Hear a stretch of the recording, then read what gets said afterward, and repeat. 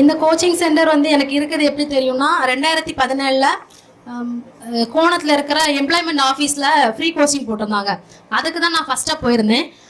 இப்போ பாலிட்டி எடுக்கிற சார் வந்து அங்கே கிளாஸ் எடுத்தாங்க. அந்த பாலிட்டி அவங்க எடுக்கிறது, ஹிஸ்ட்ரி எடுக்கிறது, அது எல்லாமே வந்து எனக்கு ரொம்ப மோட்டிவேஷனாக இருந்துச்சு. அந்த டைமில் பாலிட்டினா என்னன்னு தெரியாது, ஐஎன்எம் ஹிஸ்ட்ரி அதை பற்றி எதுவுமே பெருசாக தெரியாது. ஆனால் அந்த சாரோட கிளாஸ் வந்து அவ்வளோ இன்ட்ரெஸ்டிங்காக இருந்துச்சு.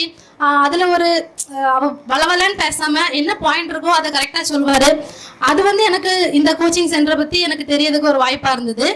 ஆனால் எங்கள் வீட்டு பக்கம் தான் இந்த கோச்சிங் சென்டர் அழகிய மண்டபத்தில் இருந்துச்சு. அதுக்கப்புறமா தான் இந்த கோச்சிங் சென்டரில் வந்து நான் ஜாயின் பண்ணேன். ஜாயின் பண்ணி நல்லா கிளாஸ் எடுத்தாங்க. சிவபாலன் சார் வந்து ஜியாகிரஃபி அந்த மேப்பை வச்சு அதெல்லாம் சொல்லி தந்தாங்க. அதெல்லாம் வந்து எனக்கு அதை கேப்சர் பண்ணுறதுக்கு ரொம்ப யூஸ்ஃபுல்லாக இருந்துச்சு. அதுக்கப்புறமா தமிழ் வந்து ஒரு சார் எடுத்தாங்க. அந்த தமிழை அவங்க எடுத்த விதம், அந்த இலக்கணம் சொல்லி தந்த விதம், அது எல்லாமே அந்த தமிழை நம்ம இன்னும் நல்லா படிக்கணும், இப்படி படிக்கிறதுனால எவ்வளோ நாள் இதை பற்றி நமக்கு தெரியாமல் இருந்திருக்கே அப்படியெல்லாம் நான் நிறைய யோசிச்சிருக்கேன்.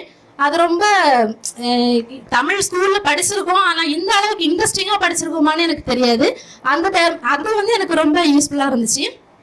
யூடியூப் பார்த்தோ இல்லை வேற நிறைய சோர்சஸ் பார்த்து படிக்கலாம். ஆனால் வெதங்கிறது வந்து எனக்கு இந்த கோச்சிங் சென்டர்ல தான் கிடைச்சிச்சு. நன்றி.